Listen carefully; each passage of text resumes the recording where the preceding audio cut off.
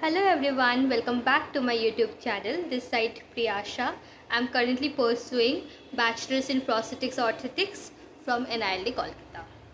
तो आज का video is basically about solving all your doubts on CET exam. Currently मेरे को एक जन ने टेक्स्ट किया था कि she has given the exam of CET. So guys, अभी तक CET का एग्ज़ाम हुआ नहीं है.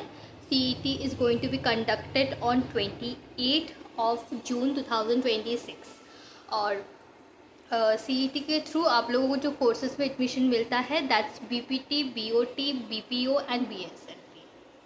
एंड अपार्ट फ्रॉम दैट जो एग्ज़ाम का नेम है इसको लेके बहुत ज़्यादा कन्फ्यूजन्स अराइज हो रहा है. सो जो भी है the exam is CET, that is common entrance test. और लास्ट ईयर इसका नाम था एसविनिटा CET. जब मैंने दिया था तब the conducting body of this exam बस एसविनिटा, इसलिए इसका नाम था एसविनिटा CET. एंड उससे पहले NILD कोलकाता कंडक्ट करता था CET. और इस साल CET is conducted by the Delhi institute that is PDU NIPPD. सो इस साल it's PDU NIPPD CET.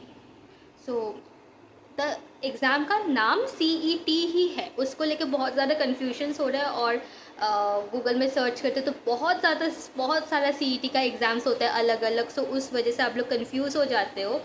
So it's PDU NIPPD CET.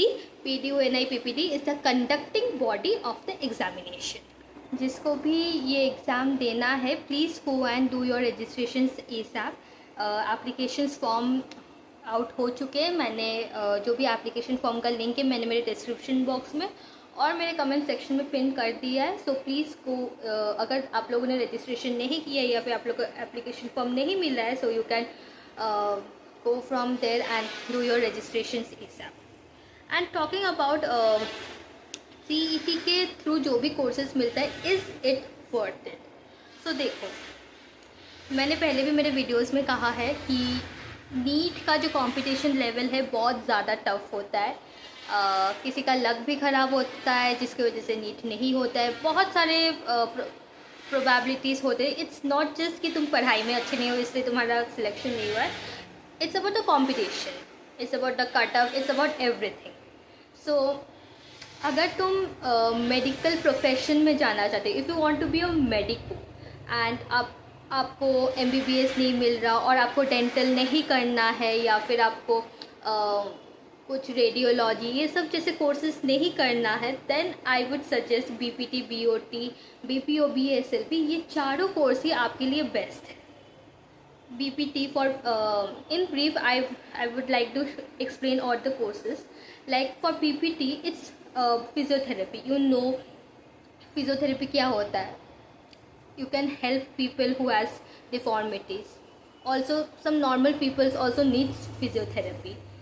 Along with that BOT is a very good profession. In BOT में future options भी बहुत ज़्यादा है. Like foreign maybe in other countries also BOT has a great future. Like it has a very good future and you can it's the main motive of this courses is you can help people in need. It's the rehabilitation courses.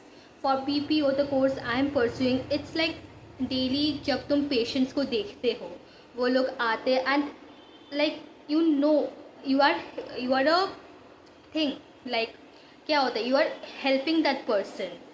So उस चीज़ से एक satisfaction, एक happiness तो मिलता है. And with that एक तुम्हारा भी एक सेल्फ सेटिस्फैक्शन होता है जिससे तुम एक मेडिकल कोर्स में हो जो तुम्हारा ड्रीम था. You want to treat people in need, you want to help people who are in need. So you can do that. जैसे BPO में जिन लोगों का someone has lost their hands और legs and you are helping those persons by providing them a life support. उन लोग को बोलते हैं ना उन लोग का जीने का उम्मीद ही वो लोग छोड़ चुके थे, लेकिन for you they can live more long. They have that hope कि अभी वो लोग और जी सकते हैं. They have a life support now. So these are the courses. These courses are very good. MBBS is good, no doubt, but if you are pursuing this course, तुम्हारा future scope भी बहुत ज़्यादा अच्छा है, and also you can help people and need. And the main thing is salary, stipend, ये सब है कि नहीं है, तो हाँ है, ये सब भी अच्छा है। So it's very good courses if you want to become a medico, so you can go into this courses. Now talking about जो एग्ज़ामिनेशन सेंटर्स होते हैं, बहुत जन के लाइक डाउट्स था कि मैं तो इधर से हूँ, मैं एग्ज़ाम दे सकती हूँ कि नहीं। तो तुम इंडिया के कहीं से भी हो, तुम ये एग्ज़ाम अटेंड कर सकते हो। टोटल 34 सिटीज़ है।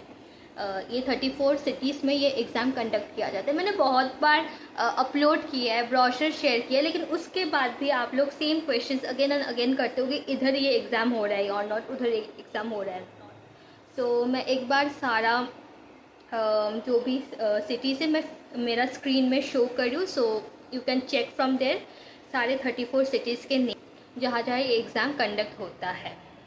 So now talking about the fee structure. तो जो फ़ी स्ट्रक्चर है जनरल गवर्नमेंट कॉलेजेस का काफ़ी लो होता है, लेकिन ये 5 जो कॉलेजेस है बहुत कंपेरेटिवली हाई है। मुझे तो लगता है बहुत ज़्यादा हाई है एज अ गवर्नमेंट कॉलेज।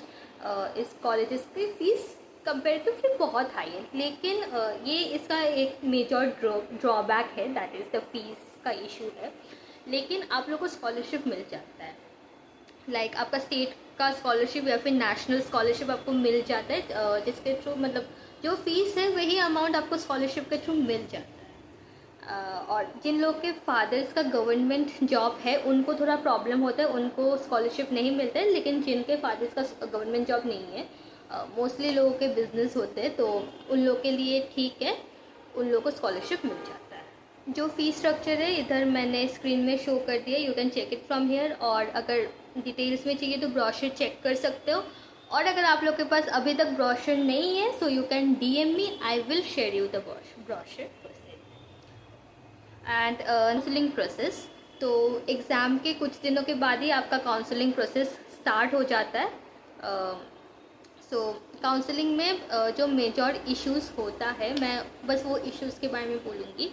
अगर आपका एग्ज़ाम अच्छा हुआ, फर्स्टली आप लोग को मार्क्स नहीं मिलते, बस रैंक मिलता है। CET में आप लोग को मार्क्स नहीं देते, जैसे नीट में मार्क्स और रैंक दोनों देते हैं, लेकिन CET में मार्क्स नहीं देते, बस आपको आपका रैंक शो होता है।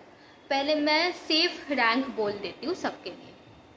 For general category I would say safe rank is 500 से ज़्यादा भी हो गया तो आप लोग को थोड़ा सा इश्यूज होता है, लाइक 800-900 तक जनरल जाता है। For SC category I would say 1500 to 1600 आप लोग अपना सेफ रैंक मान के चलो। लास्ट राउंड्स में जाके हो जाता है 2000 तक, लेकिन फिर भी फर्स्ट सेकेंड राउंड में अगर आप लोग को सेफ रहना है तो 1500-1600 तक रखो। OBC ऑल्सो 1000 तक अपना रैंक रखिए। For STs 2000, 2200 is the safe rank. AWS के लिए भी 1500 मान के चलिए अपना सेफ रैंक। अगर आप लोग को फर्स्ट सेकंड राउंड में ही कॉलेज चाहिए, लाइक एक सिक्योरिटी चाहिए कि ऑफ कोर्स ऐसा होता है कि लास्ट राउंड तक एक पैनिक आ जाता है कि कॉलेज मिलेगा कि नहीं मिलेगा। अगर एक सिक्योरिटी चाहिए तो ये जो रैंक्स मैंने बोला है, ये रैंक्स में अपना अगर आपका रैंक रहा तो आप लोग सिक्योर रहिए, आप लोग को फर्स्ट सेकेंड राउंड में ही कॉलेज मिल जाएगा। एंड जो मेजर कास्ट इशू हुआ था लास्ट ईयर, कास्ट सर्टिफिकेट का इशू, जो आपका कास्ट है, लाइक फॉर एग्जांपल आप SC है, तो आपका जो SC सर्टिफिकेट है ये बेसिकली SC ST के लिए होता नहीं है, OBC के लिए होता है। सो लेट मी से, अगर आप OBC है, आप स्टेट OBC होंगे तो आपको नहीं मिलेगा। अगर आप काउंसलिंग में दिए हैं OBC, आप एप्लीकेशन फॉर्म भरने के टाइम में आपने अपना कास्ट OBC दिया है, लेकिन आप स्टेट के OBC हो, नॉट नेशनली OBC। आपका अगर OBC सर्टिफिकेट स्टेट का है एंड नेशनल का नहीं है तो फिर आपको प्रॉब्लम होगा।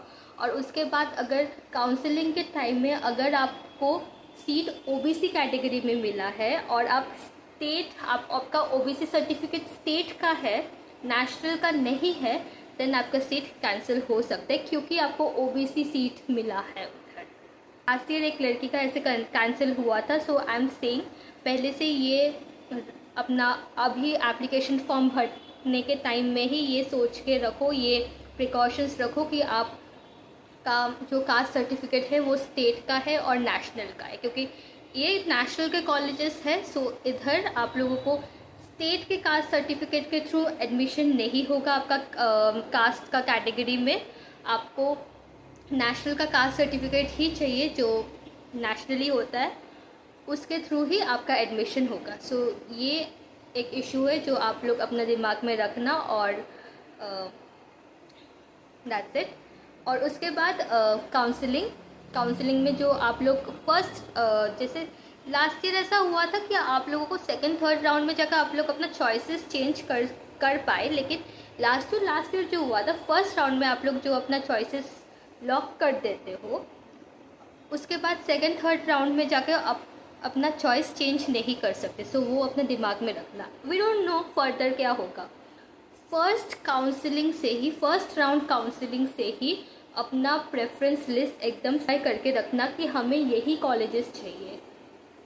सो अपना प्रॉपर ऑर्डर में ही देना, मत करना कि फर्स्ट में मैंने ओटी दे दी या सेकंड में मैंने पीओ दे दिया, लेकिन मेरे को तो फर्स्ट में पीओ चाहिए था।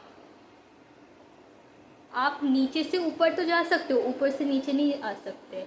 और आपको फर्स्ट वाला ऑप्शन ही ओटी मिल गया, उसके बाद ऑप्शन ही नहीं है कि आप नेक्स्ट राउंड में जाके अपना ये चॉइस प्रेफरेंस चेंज कर सको।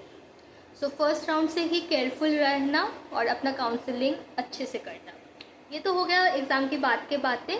और आप लोगों को अगर कोई भी डाउट है एग्ज़ाम तक, you can DM me in my insta handle, मैंने मेंशन कर दिया है डिस्क्रिप्शन बॉक्स में। ऑल्सो मैं और एक सीरीज़ लाऊंगी ऑफ इम्पॉर्टेंट क्वेश्चंस ऑफ जो भी आते हैं CET के PYQs और इम्पॉर्टेंट क्वेश्चंस के।